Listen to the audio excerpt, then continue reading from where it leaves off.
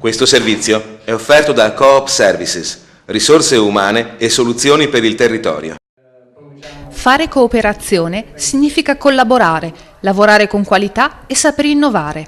Questa è la sintesi di quanto emerso al convegno Insieme si vince, l'unione fa la forza, affrontare la crisi con la cooperazione, organizzato da Coop Services con il contributo della Camera di Commercio di Padova e svoltosi venerdì 5 ottobre.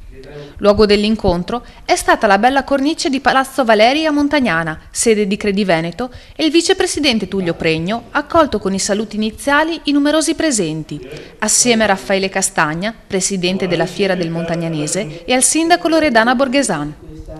Interessante è stato l'intervento di Michele Pelloso, dirigente del Dipartimento Industria e Artigianato della Regione Veneto, che ha elencato i nuovi bandi regionali a favore delle imprese, gli incentivi alle imprese che collaborano con università e centri di ricerca, il bando sulle reti di impresa, la partecipazione al capitale sociale per le cooperative con progetti innovativi. Fare impresa non è una cosa semplice, bisogna avere grande passione e anche grandi competenze. La cooperazione è una delle forme importanti per manifestare la propria voglia di fare, la propria voglia di mettersi in proprio, assumendo anche dei grandi valori di carattere sociale, di condivisione che le cooperative hanno in sé. Quindi oltre a un messaggio grande di carattere economico-imprenditoriale, anche un valore umano di condivisione di cui abbiamo tutti bisogno. Cooperare significa fare rete e la nuova strategia di alleanza imprenditoriale delle reti d'impresa è stato l'oggetto della relazione del direttore del CRACA Enrico Cancino.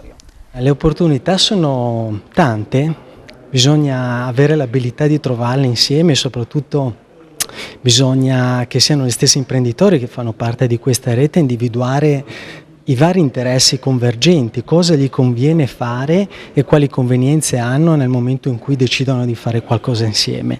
Poi i vantaggi sono economie di vario genere, economie di scala, economie di apprendimento, ma poi l'opportunità di andare in nuovi mercati, magari internazionali insieme, che da soli certamente le piccole imprese, ad esempio, difficilmente riescono ad aggredire. Oppure attivare anche i famosi processi di innovazione, no? Di cui tutti dicono, ed è vero, fondamentale attivare, però per fare questo bisogna anche riuscire a concentrare delle risorse, fare degli investimenti e quindi è necessario avere molte competenze e tante sinergie. Ha incuriosito il pubblico l'intervento del pianificatore territoriale Gabriele Marchiori, dalla cui relazione è emersa la funzione educativa dell'arte anche nel portare esempi concreti di cooperazione fra enti pubblici e privati.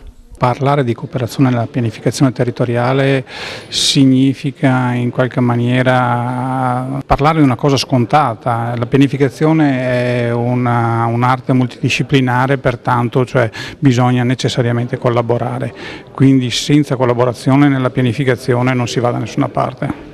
Adesso le norme ci sono e basterebbe seguirle, basta seguirle senza illusioni, senza creare illusioni, bisogna seguirle nella sostanza.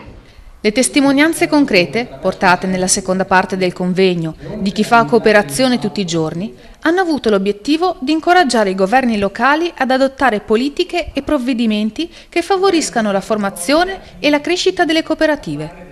Il convegno, infatti, ha inteso trasmettere come, per uscire dal pantano della crisi, sia necessario mettere insieme i tesori della comunità, le strutture attive e produttive, con la capacità organizzativa, anche allo scopo di offrire risposte costruttive per i giovani. Le conclusioni sono state tratte dal consigliere regionale Pier Giorgio Cortelazzo, che ha puntato l'attenzione sulla riorganizzazione degli enti territoriali e sulla necessità di cooperazione a partire dall'esigenza di indipendenza degli organi locali. Nell'anno che l'ONU ha dedicato alle cooperative, nel convegno è stato messo in evidenza il contributo dato dalle imprese cooperative allo sviluppo socio-economico, alla creazione di occupazione, all'integrazione e all'inclusione sociale.